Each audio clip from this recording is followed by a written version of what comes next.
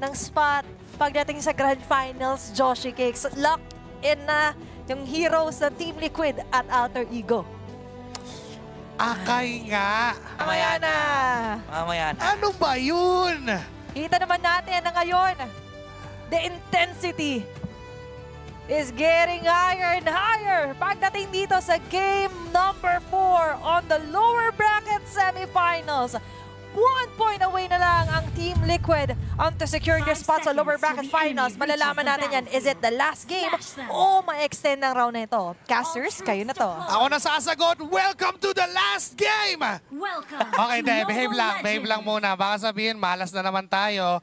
Baka sabihin, na pinapangunahan natin. Pero doon na rin papunta eh. Yung lineup, pabor na pabor sa Team Liquid. Yung Golden Road, abot tanaw pa rin talaga. Marami mang lubak na kailangang pagdaanan, parang okay lang. Para sa Team Liquid, isa na lang. Magtutuloy-tuloy pa ang kanilang momentum. Sanford right now, talagang bubruskuhin niya si Nino. Nino, gusto mo akong makatapat? Be careful what you wish for. Nandun kasi yung angas eh, na kanina pa natin nakikita. And game number 1, literal naman na pinakita ni Nino kung gaano siya kaangas doon. Maganda yung naging performance niya. But after that, kinaharap nila yung galit na Team Liquid, yung gigil na sinasabi ni Carlito. At hanggang ngayon, yun pa rin ang sinusubukan ng Alter Ego, pigilan yung gigil na yon. Kasi si Arfi, 3 game na pinapakita niya kay Oheb na kaya niyang sabayan sa lane. Oo, nakikita naman natin. Oo. Kaya naman, especially kung Freya versus Claude. Parang medyo nahihirapan si Oheb. Pero, to be expected sa early game. Di ba, mahirapan talaga si Oheb doon. Pero wait, naghahanap ng maagang aksyon dito ang Alter Ego. Again, yun yung strength ng lineup nila. Bumalik sila dun sa identity na early game pa lang, pangbruskuhan na Oo. yung composition. Pero sumiliw si Carl. Pinakita lang niya yung chan niya doon eh. I am the Dragon Warrior.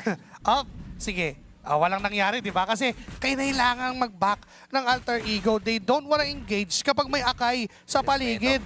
Oo, nirespeto nila. Pero Sanford, sila naman nagiging target dito. Pero wait, maghahabol! Ayun na! Maghahabol! Sabay talo ni JP! Meron bang heavy spin? Wala pa sa ngayon. Tinawag si Barbiel. Counterplay naman ang magagalit sa Alter Ego. Bibigyan na. Etong si Carl TZ. May heavy spin na ginamit pero tila ba enough yung sustainability ng Alter Ego. Sabay nandito bigla. Etong si Arfi. Gulpi de gulat ang ginagawa. 5-man rotation agad-agad. At even si Sanji, sinasampal dito nitong si Arfi. Biglang minadali. 5 miyembro pala yung nandun. Dahil sa expanding rivers, nakahabol doon si Arfi. Kaya naman ang kalamangan na yawak ng Alter Ego, hindi nakalculate ni Carl na ganun pala kasakit yung damage output ni Yasuki, ni Nino, and even ni Hijumi. Itutuloy din ng Alter Ego ngayon yung kanilang tapang. Ni-retry pa yung golem. Talagang even the smallest jungle camps will really matter sa ganitong ka-crucial na mga laruan. Feathered Airstrike, kinumit may kasama pag-lure spotway. Para nga naman talaga. Slow kung slow itong si Sanji. Pero Ayun nandun na. yung heavy spin. Saan ka punta, boy? Dito ka muna sa Pilipinas. Buhay ni Alec kapalit ng buhay ni Sanford, may nakitil pa rin ang Alter Ego. Nabigyan pa rin si Apex Predator at gusto yatang bigyan ni Yasuke dito si Carl TZ. Alam niya walang heavy spin. Kaya sinubukan niya na rin na banatan. Ginamit niya ang kanyang ultimate. At hindi naman niya may invade yung orange buff. So enough pa rin na threat ang ini-impose ng Alter Ego para sa Team Liquid. In fact, sila pa rin yung lamang. Si Sanji ay hindi pa rin makagalaw. Pero may bubuhatin pa si JP. Wala pa. Napagamit lang din ng Purify itong si Hijumi. Kaya makakatakas pa ang Alter Ego. Nakikita natin dito no, na talagang tina-target ng Alter Ego si Sanford at si Sanji. Kapag available yung Feathered Airstrike ni Hijumi, ipapop niya talaga na ipapop. Para lang din ma-low health itong si Sanji. Tapos wala na, hindi na makalaban ang Liquid. Hindi nila pinapaporma ngayon ang Liquid. Even si RP, ganun pa rin yung ginagawa kay Oheb. Pag nakikita siyang malayo doon sa torre, tatalunan, babanatan ng second skill, uulit-ulitin. Laging nauuna siyang mag-clear ng mga waves para mas mabilis siya nakakaikot. Naiiwanan si Oheb. Ngayon yung torre lang ang binabanatan. Tinatamaan ng torre, may feathered airstrike na binitawan.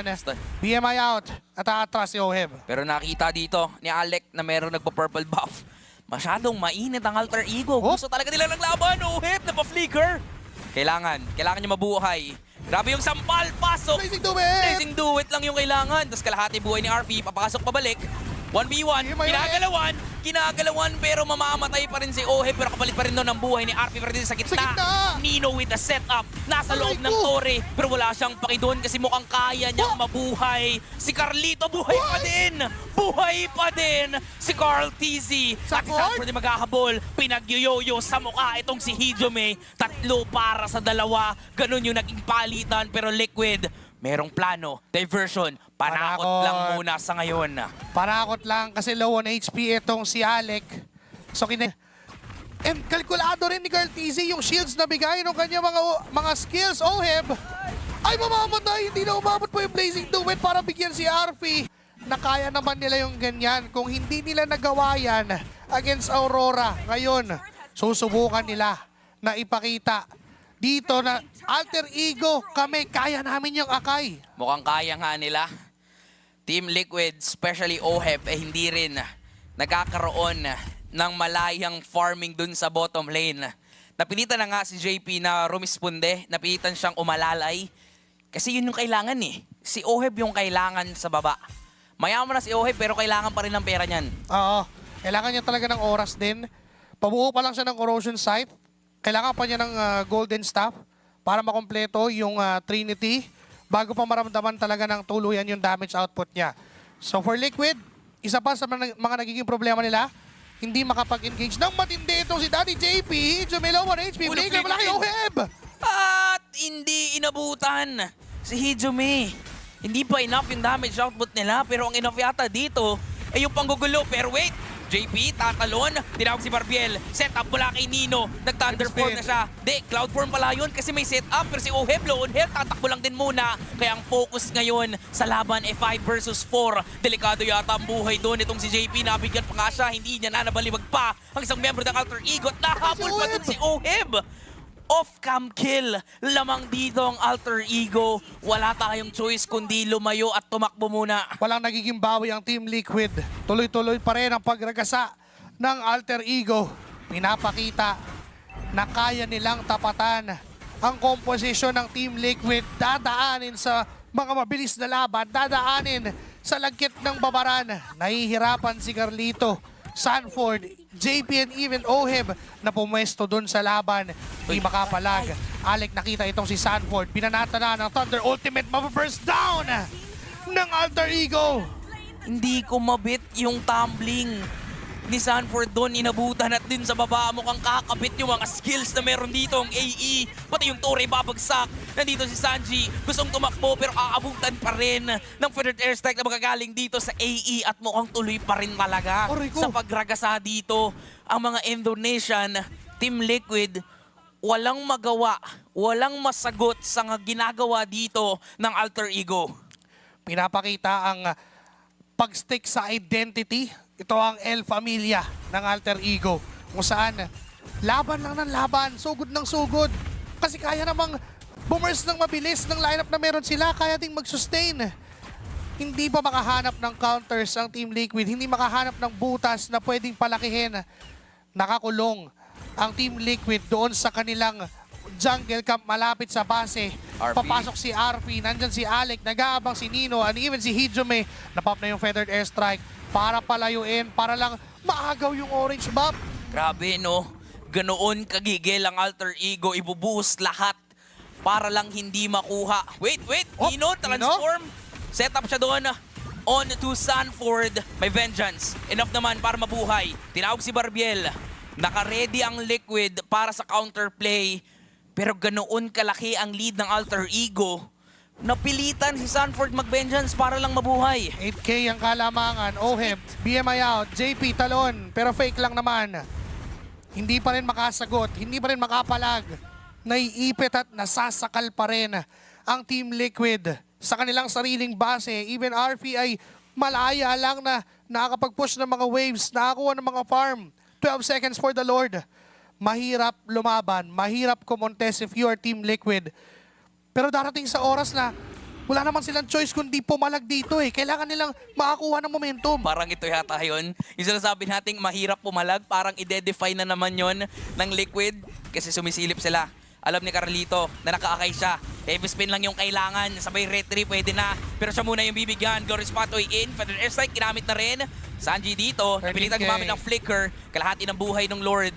Makakalapit ba? Diversion dun sa likuran. Carlito! Sino makakasecure ng Lord? Si Yazuki pa rin yan. Pero heavy spin lang ginamit para lang makalayo. Mag-ahabol dito ang Alter Ego sa ngayon. JP nakaamba. At mukhang iiwan niya na muna itong si Carlito kasi kailangan nilang dumipensa. Okay, maganda yung plano sana. Pero maganda rin yung timing ni Yazuki sa kanyang retribution. Hindi naagaw ni Carlito. Yung Lord Objective, nagmamarcha na sa ibaba na bahagi ng mapa. 10k gold lead for Alter Ego. Literal na dinadaanan lang nila ng mabilis. Iniiwanan nila ang Team Liquid. 2-1 pero gustong tumabla ng El Familia. Meron ng Lord sa baba na pwede ngang sabayan. Ipapop muna yata ni Nino yung shockwave dun sa itaas. RV dives in. Nararamdaman niya na yung damage output dito ni Oheb. Pero lalayo ng bahagya. Ang AE sabay pasok with the Glorious Pathway. Ginamit na rin. Focus lang kay Oheb. Dun sa likuran. Si RV pumasok pa. Napilitan si Oheb dun mag-flicker out. Ngayon, mukhang delikado yata ang Liquid. Flicker? Kasi ganun ka-confident ang Alter Ego pumasok na. Iwan na nga lang itong si Sanford. Buhay pa rin naman. Pupuso pa rin dito ang Cavalry. At dedepensa ng matindi against Alter Ego. 4 na miyembro ng Team Liquid nakatingin sa 5 ng Alter Ego. Tinawag si Barbiel. Tinawag si Barbiel ni Yazuki. Buo na yung Trinity para kay Oheb.